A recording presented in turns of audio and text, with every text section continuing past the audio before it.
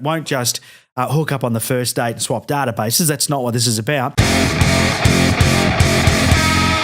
We are going to be talking about how to do joint ventures, strategic alliances, and swapping databases and helping each other grow our businesses. Let's talk about this database swap meet idea. One of the things that I've really got heavily involved in the last couple of years, and it's worked gangbusters for me, is finding other people that have a similar size database of a similar audience and doing a swap. And that's not giving your database away, by the way. That would be illegal and would be against privacy laws, right? So you don't want to do that, and you don't want to do that to your database either. That's a whole bunch of mistrust going on right there. What you want to do though is you want to think about who else could that could benefit, or their customers could benefit by what you do. And so it's time to put your thinking cap on, right? And this is a good way to do it. Sit down and think about the types of businesses that are already dealing with your current customers. Another great way to do this is to talk to some of your current customers and ask them what other businesses they're dealing with. And you've probably filled in a survey before where you've been asked sort of questions like, what else did you buy right before making this decision or right after making this decision? Well, that's market researchers finding out who else you're dealing with, because they want to know each step of the way what it is you're doing, who you're dealing with, so they can go and partner with those people. So what I do in my business is I look for people that are dealing with a similar target market, that is Australian business owners, and would have the same sort of size database. And then what I say to them is, I'll send something out to my database with a gift from you, and you send a gift from me to your database. And that way, whoever wants to opt in, opts in, and I get new leads into my database and vice versa. Now, of course, you've got to do this in a structured way, and you've got to make sure you do your research first. You won't just hook up on the first date and swap databases. That's not what this is about. What this is about is then saying to that person, so for example, think about, as I said before, sit down and write down a list of the businesses that your customers are currently buying from, and then ring a few of those people and say, hey, I've got an idea of how we could work together to increase each other's customer base by me introducing you to my customers and vice versa. When's a good time for us to have a chat? Are you available, on Wednesday or Thursday? Let's get together and have a chat. Then you're going to get together and have a meeting. And when you come to this meeting, you want to have some ideas, and you want to say, here are some of the things that I've done in the past. Now, if you haven't done it before, you can't say that. You say, here are some of the things I think would work well. And if you think their database would benefit by a checklist that you've got, or maybe a cheat sheet, or a free gift, it could be anything. I don't know. I'm struggling to come up with ideas here. Whatchamacallit, right?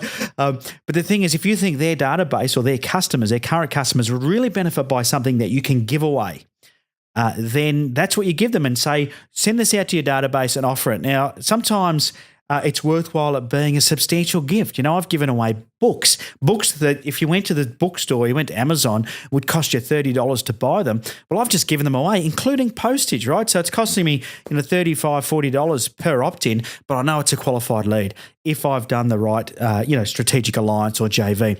So I really want to encourage you to think outside the marketing square, because a lot of people, go to those traditional marketing methods when you can invest a little bit of money into something like this, and you'll find your opt-in rates will be really high.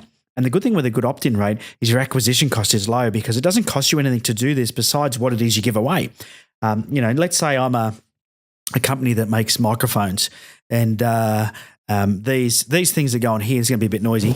But this thing here, for those that aren't watching the video, what I'm doing is I'm holding up the cover that goes over the microphone. That's why it's probably this audio has just changed. It's a big foam thing, right?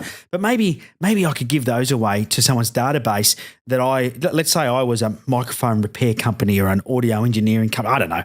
I'm making stuff up here. It's not going the right way. But anyway, you get the joint, right? You get the idea.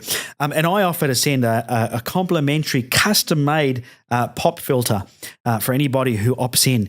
I would get some opt-ins. I'd send out that pop filter. Now what I've got is I've got somebody in my database that I know has a microphone. Why? Because they've asked me for a pop filter. And part of the selections that they would have to choose would be to tell me what type of pop filter you want or what microphone you have, so I can send you the right pop filter. So now as an audio engineering supply company, I know I've got a new lead and I know exactly what type of equipment they're using. And so that's a great, that's an example of how you could do that, right? And then the person that you're dealing with, they could come to your database and send an offer out to your database. And I've done this even sometimes with businesses that are in a very similar field. And I have quite often people say to me, Ben, are you crazy? You're partnering up with your competitors. I'm going to take the word competitor out of the dictionary and I'm going to make it co-opetition. And here's why. In my database, I have 50-something thousand business owners. Out of those 50-something thousand, about 18,000 of those are active subscribers on my email database. I can tell you now that even if every single person in that database wanted to buy from me, I couldn't service them. That's the first issue. The second thing is I'm pretty sure that even though they're in my database, it doesn't mean they want to deal with me. They might not like me. They might not like what I do. They might not like my company. They might not like our methodology. They might not like our vision, but they might like yours. And so, by swapping with you, all the people in your database that don't like you may want to deal with me. Does that make sense? And that way, what happens now is we get this magic happening where I'm getting the people in your database that don't want to deal with me, and you're getting the people in your database that don't want to deal with you to deal with me. And this is where the magic happens. And I think it's a really, really underutilized tool for anybody in business. They're afraid to speak to people that are dealing with the same industry or the same, even direct competitors, because they're worried about getting too close. But sometimes it's a good idea to keep your competitors close. I can't remember what that saying is. Keep your friends close, but keep your enemies closer, or something like that, right? So it's not a bad thing for you to be close-knit in that space and work together, co-opetition. And of course, two market leaders are always going to be stronger than one on their own, and two market leaders can make a bigger indent on the entire industry if they team up and get to work marketing together. But before I do the quote, quick reminder, dbtpodcast.com, join the Daily Business Tips tribe, get access to special offers and never miss out on an episode. And if you like Facebook, and who does it, right? There's about, I think the last stat was 16 million of you are on Facebook. You may even be on Facebook right now as you're listening to this podcast or watching it on YouTube, whatever it might be doing.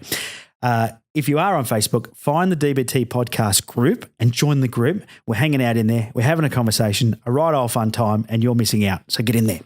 All right. Today's quote, Peter Schutz. Hopefully I've got that right, Pete. Peter Schutz, yes. He says, hire character, train skill. That's it for today. Until tomorrow, have a profitable day.